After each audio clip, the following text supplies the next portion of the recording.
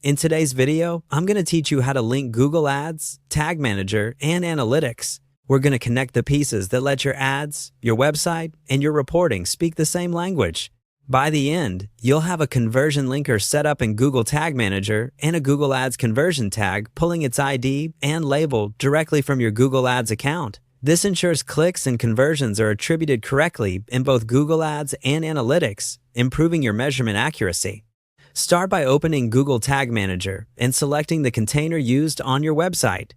From the left-hand menu, open the Tags section. This is where all of your tracking logic lives and where we'll add what's needed for reliable attribution. Create a new tag and choose the Conversion Linker template.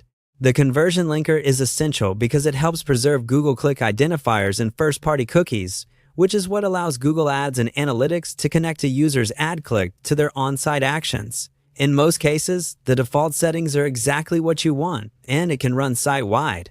Clear, consistent tag names will help you manage everything later, so consider naming it something like Conversion Linker, Site-Wide. Next, add another new tag and select the Google Ads Conversion Tracking tag type. We're going to populate this tag with the conversion details from your Google Ads account, so switch over to Google Ads in a new tab. In Google Ads, go to the Summary area, then navigate to Conversions. Choose the specific conversion action you want to track and select the option to use Google Tag Manager. Google Ads will show you two key values you need, the conversion ID and the conversion label. Copy both values carefully. These two fields uniquely identify the conversion action so Tag Manager can send accurate events back to Google Ads.